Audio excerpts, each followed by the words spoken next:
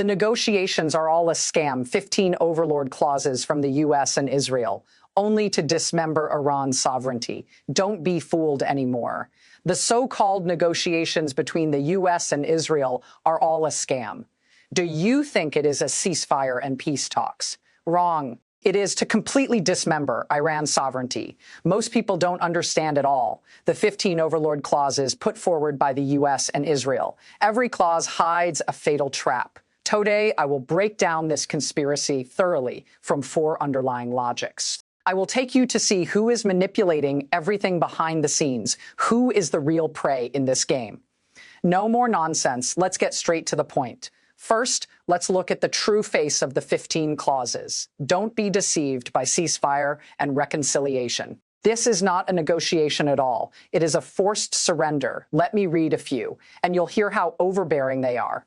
First, completely eliminate Iran's nuclear capability. Ban uranium enrichment on its own territory. Transfer 60% of its stockpile of highly enriched uranium. What does that mean? Yemen's nuclear research and development will be directly halved. The International Atomic Energy Agency, IAEA, shall conduct comprehensive and unrestricted inspections throughout Iran, including military bases and scientific research institutions.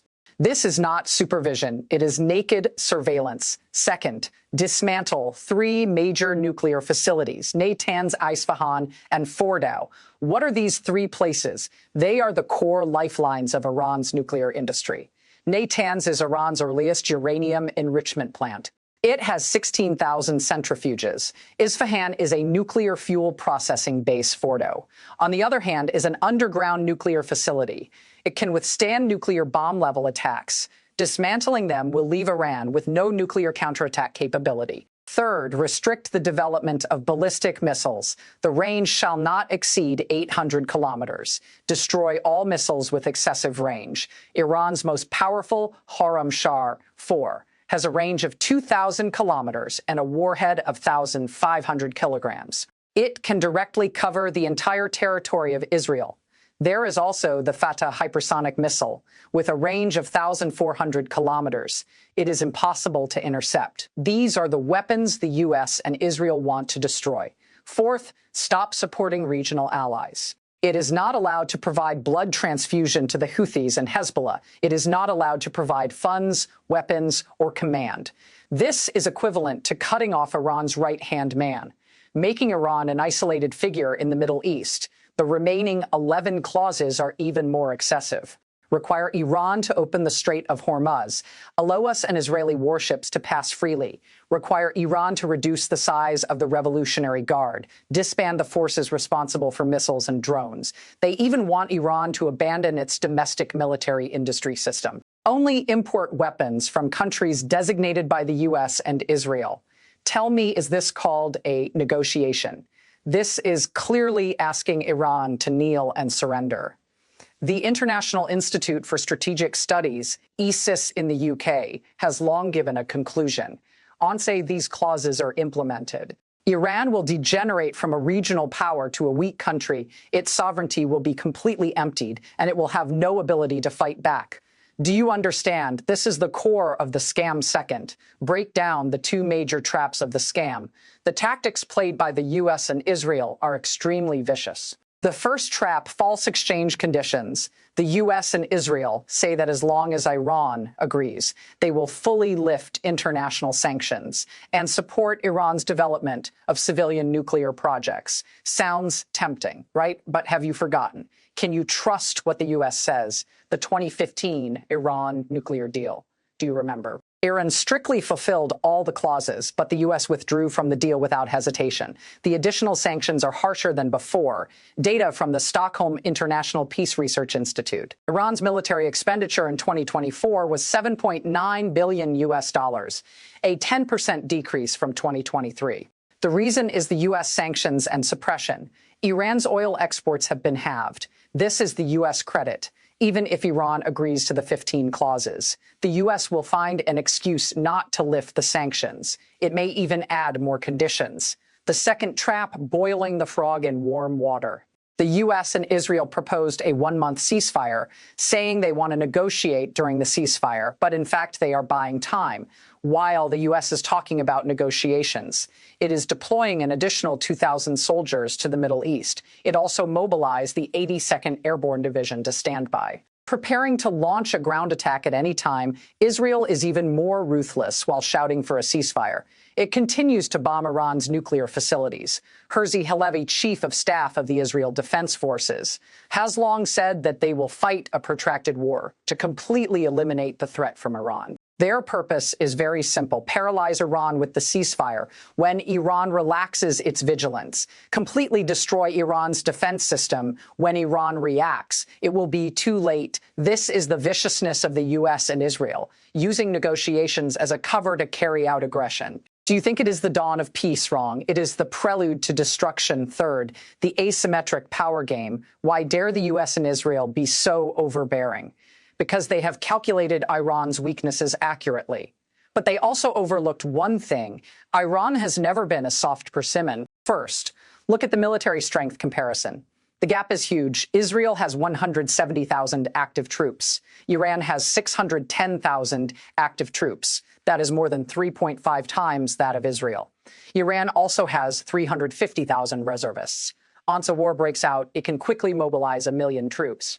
Then look at the strategic depth. Israel has a land area of 25,000 square kilometers, equivalent to a prefecture-level city in China. There is no strategic buffer at all. Iran has a land area of 1.65 million square kilometers. That is 66 times that of Israel. It has many mountains and deserts in its territory. It is very suitable for protracted wars and guerrilla warfare. It is impossible for the U.S. and Israel to achieve a quick victory. Then look at weapons and equipment. Each has its own advantages and disadvantages. Israel's weapons all rely on US blood transfusion. F-35 stealth fighters, Iron Dome defense system. They look very advanced, right? But the cost is terrifyingly high. Iran's 30,000 US dollar drones can consume Israel's 4 million US dollar interceptor missiles. In the long run, Israel simply cannot hold on.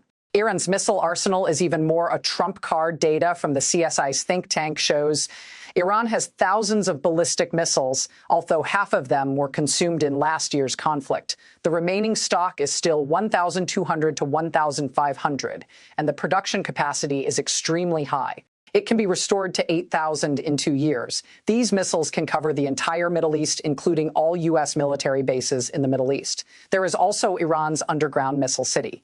Hidden deep underground, it is difficult to destroy. The U.S. and Israel want to completely destroy Iran's missile force. It is like chasing a dream. Then look at the economic lifeline. Iran's Karg Island is the key. This 49 square kilometer island carries 90% of Iran's crude oil exports. It can transport 60,000 tons of crude oil per H. It is the carotid artery of Iran's economy. Dare the U.S. and Israel bomb Karg Island? No, once destroyed, global oil prices will soar as inflation will get completely out of control. This is Iran's confidence. The U.S. and Israel seem strong, but in fact, they are hesitant to act. In this game, it is still unclear who will win or lose. Fourth, the underlying logic of the great power game. Behind this negotiation scam, it is not a contest between the U.S., Israel, and Iran at all, but a secret wrestling between global powers. First, look at the U.S., which has the biggest ambition. Why does the U.S. target Iran? Not because Iran has nuclear weapons, but because Iran is disobedient. Iran has always insisted on de-dollarization, using RMB to settle oil trade. This has touched the foundation of US hegemony. The U.S. wants to dismember Iran, control the oil resources in the Persian Gulf, consolidate the hegemonic position of the U.S. dollar, at the same time contain the influence of China and Russia in the Middle East. Kill multiple birds with one stone. The abacus is clicking loudly, but the U.S. forgot that too much is as bad as too little excessively suppressing Iran. Will only make Middle Eastern countries more vigilant, will only make China and Russia more united. Then look at Israel, which is involuntarily. Israel seems to be an ally of the U.S. In fact, it is a pawn of the U.S. The U.S. promotes US-Iran negotiations, did not consider Israel's interests at all. Israel's senior officials can't sleep at night, worried that the U.S. will betray them, worried that Iran will retaliate against them after recovering. So Israel is eager to fight a protracted war, want to take advantage of the U.S. not changing its position yet, completely eliminate the threat from Iran. But Israel's national strength simply cannot support a protracted war. A long-term war will only drag down Israel. In fact, Israel is the most miserable. Then look at China and Russia sitting firmly on the Diaoyutai, watching the fight calmly. China's position is very clear: promote peace talks and stop the war. Oppose hegemonism. Foreign Minister Wang Yi has conducted intensive communications 22 times. Special envoy to the Middle East Jai, June shuttles to mediate. China does not interfere in the internal affairs of other countries, but it will never sit idly by and let hegemonism run amok. Nearly 40% of China's imported crude oil must pass through the Strait of Hormuz. Stability in the Middle East is in China's interest. What about Russia? It has always been a firm ally of Iran. Import a large number of drones from Iran. Also provide military and technological support to Iran. Russia needs Iran to contain the U.S., reduce its pressure on the Ukrainian battlefield. China and Russia working together have formed a strong checks and balances force. It is not that easy for the U.S. and Israel to do whatever they want. Then there is Europe, caught in a dilemma. Europe relies on oil and natural gas from the Middle East.